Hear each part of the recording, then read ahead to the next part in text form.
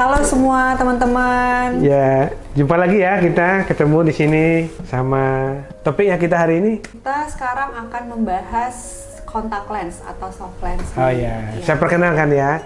Kita bersama Dr. Astri. Halo semua, aku Dr. Astri. Jadi bagi semua para subscriber Dr. Irsat atau para penonton setia Dr. Irsat, kali ini dalam episode ini kita akan membahas sedikit tentang bagaimana soft lens itu di kalangan masyarakat. Intinya kayak bagaimana sih, apakah itu aman atau berbahaya atau bisa menimbulkan komplikasi-komplikasi yang berbahaya untuk sehari-hari. Semua kalau memang ada yang punya masalah tentang mata atau ingin konsultasi tentang mata kalian, bisa banget nih langsung nanya di kolom komentar di bawah. Atau kalau kalian punya request, misalkan mau next bahas tentang apa, topik apa, bisa banget ngasih sarannya di kolom komentar di bawah. Nah, sekarang kita mulai aja dok ya? Ya, silakan. Oke. Oke, kita akan mulai nih tentang topik kita, apakah berbahaya memakai soft lens atau kontak lensa sehari-hari. Sebenarnya aman nggak sih dok? Atau ada bahayanya dok kalau kita pakai soft lens sehari-hari? Ya, yang jelas soft lens itu kalau pemakaian kita yang tepat itu sangat baik, aman. Kemudian soft lens itu bisa menjadi pilihan selain dari kacamata. Kemudian soft lens juga bisa kan untuk di samping untuk mengoreksi gangguan kacamata kita, bisa untuk mempercantik diri kita. Jadi untuk kosmetik. Jadi kalau pemakaian yang tepat, itu soft lens sangat enak, baik dan nyaman. Bisa mempercantik penampilan. Mempercantik juga, diri dok, juga, ya. Berarti selama ini kalau kita pakai soft lens aman ya dok ya, aman. Bahaya ya dok ya. Aman. Nah sebenarnya dok, kalau dalam sehari itu berapa lama bolehnya kita pakai soft lens? Apakah boleh lebih dari 12 jam atau bagaimana yang bagusnya dok ya, dalam sehari itu? Yang jelas soft lens untuk mengoreksi kacamata atau yang dipakai untuk kecantikan itu kan namanya soft lens. Nah, jadi soft lens itu biasanya terbatas penggunaannya. Nah, jadi ada juga ya sekarang tren, bukan tren ya, untuk pengobatan mengurangi progresivitas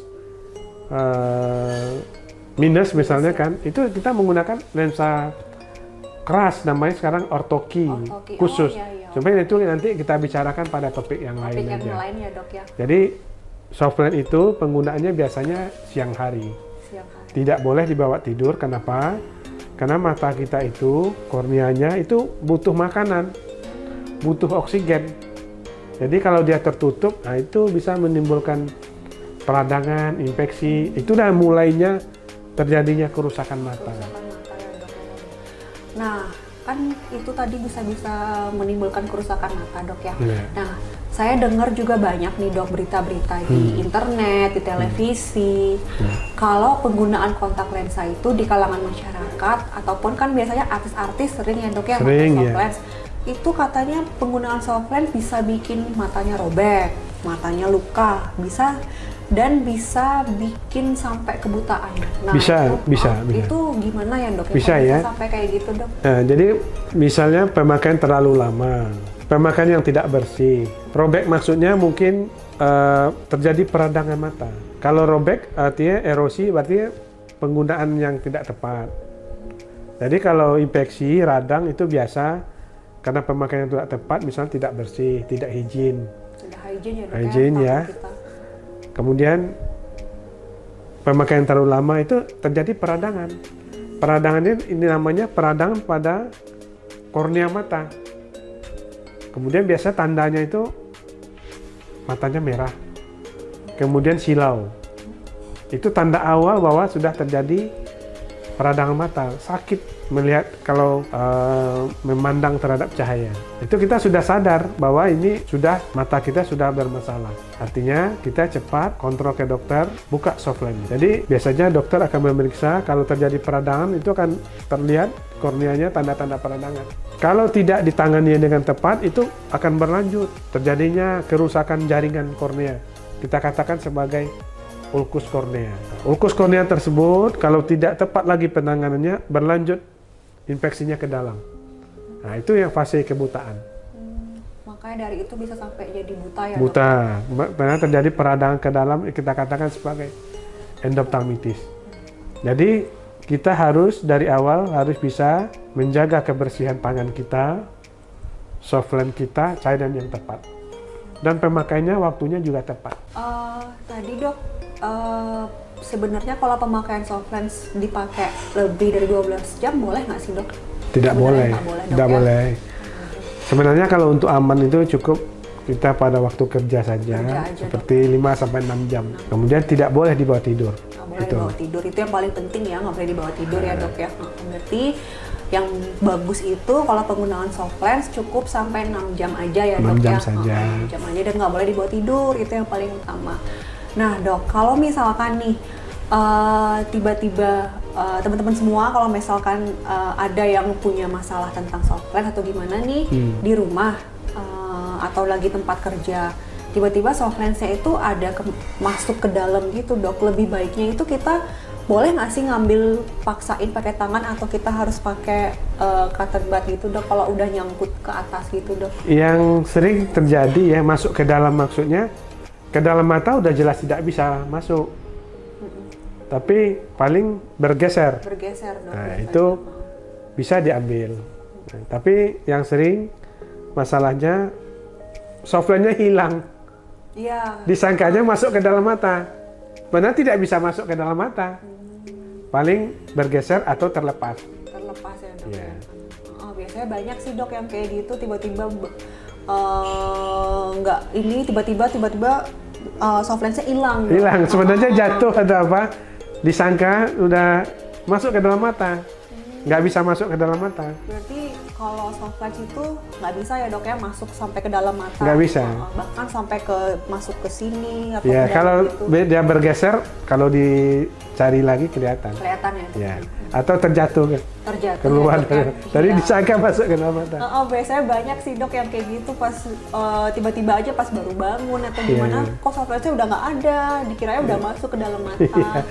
Kayak gitu dok. Nah, Satu lagi ada yang sering kita ganti-ganti soft lens. Punya teman dipakai gitu. jadi nggak boleh kayak gitu Nggak dok, boleh, yang gitu. barengan ya. Iya, benar. Misalkan pingin punya warna yang ini tapi pingin coba-coba. Iya. Bekas teman dipakai gitu, itu sudah jelas tidak bersih kan. Iya, nggak boleh ya dok yang barengan gitu. Nah jadi yang ini dok, sebenarnya tanda-tanda apa aja nih yang kapan kita harus periksakan ke dokter mata, kapan kita harus segera langsung konsultasikan ke dokter mata? Yeah. Tanda-tanda apa aja yang kita harus waspadai? Harus waspada ya. Itu harus tahu ya. Kita matanya sudah merasa tidak nyaman pakai soft lens. Biasanya silau, merah, penglihatan mulai buram. Itu tanda awal. Tanda awalnya dok ya. Harus segera ke dokter. Jangan obat sendiri. Yang masalah itu sering pengobatan sendiri. Kemudian obatnya salah lagi. Artinya akan obat yang kita diberikan tadi memperberat kerusakan akibat soft lens. Kadang-kadang juga pakai obat tradisional, air daun sirih, memperberat lagi. Bisa lagi infeksi lain yang masuk, kotor kan. Jadi itu tanda-tandanya. Berarti kalau memang kita ada tanda-tanda seperti yang dokter Irsad bilang tadi, yang pertama silau, matanya merah, berair, itu langsung segera periksakan ke dokter mata ya dok ya, nggak boleh ditunda-tunda selama beberapa hari, ataupun jangan pernah beli obat sendiri tanpa harus konsultasikan ke dokter mata terlebih dahulu, karena itu bisa sangat beresiko ya dok ya. Bisa kebutaan, ya, seperti yang kita terangkan tadi. Tadi ya dok ya. Nah dok, misalkan nih pada kasus tadi, kan ada yang bisa sampai bikin kebutaan itu dok, penggunaan soft lens. Itu apakah bisa kembali lagi mata kita menjadi normal atau gimana dok? Ya, biasanya kalau kerusakan mata tergantung kerusakannya sampai di mana. Kalau misalnya kerusakan sampai terjadi ulkus kornea, ya kan? Karena kalau dia sembuh kan berbekas. Kalau di belakang mata, organ belakang mata masih bagus, biasanya dilakukan cangkok kornea sebagian saja, itu bisa baik lagi. Kemudian kalau terjadi kerusakan total kornea, misalkan, tapi di belakang mata masih bagus, itu untuk diganti pengobatannya cangkok kornea atau transplantasi kornea. Itu masih bisa, syaratnya bagian belakang mata kita masih bagus. Tapi kalau bagian belakang mata sudah tidak bagus lagi, berarti tidak bisa diselamatkan lagi. Diselamatkan lagi ya dok ya. Ya. Yang jelas akan agak susah kita akan melakukan pengobatan ke tahap selanjutnya. Tahap selanjutnya ya dok ya untuk ini. Jadi yang penting itu kecepatan kita melakukan pengobatan awal. Pengobatan awal. Dan mendiagnosa lebih cepat. Lebih cepat ya dok ya. Berarti itu pentingnya kalau memang kita udah ada ngerasa nggak nyaman di mata akibat kita menggunakan soft lens, kita harus segera konsultasikan ke dokter mata biar cepat dan tanggap dapat penanganan untuk selanjutnya ya dok ya, agar nggak terlambat untuk masalah mata kita. Berarti penggunaan soft lens itu teman-teman itu sangat aman kita pakai, asalkan kita harus menjaga kebersihan tangan kita. Kemudian cairan soft lensnya juga kita harus penuhi, jangan sampai biar nggak kering dan jangan sampai dibawa tidur, itu yang paling penting. Itu sih selama ini sih pasti masih aman-aman aja penggunaan soft lens, asalkan kita makanya yang benar ya dok ya. Benar. Ya. Mungkin teman-teman di sini atau subscriber Dr. Irsad ada yang mau nanya, bisa banget nanti langsung komen di bawah, kolom komentar di bawah ini. Atau topik-topik yang selanjutnya boleh ya. Atau mungkin ada saran untuk next episode kita, topik-topik apa yang akan kita mau bahas, boleh banget nanti langsung komen di bawah kolom komentar di YouTube-nya Dr. Irsad. Oke, mungkin sekian itu saja dok ya, cukup ya dok ya kita bahas tentang penggunaan soft lens. Sampai ketemu lagi. Semoga penyampaian tadi dari Dr. Irsad bisa bermanfaat dan bisa memberikan informasi yang sangat penting untuk kalian semua, untuk teman-teman semua. Sampai jumpa lagi di episode berikutnya. Assalamualaikum warahmatullahi wabarakatuh. Bye-bye.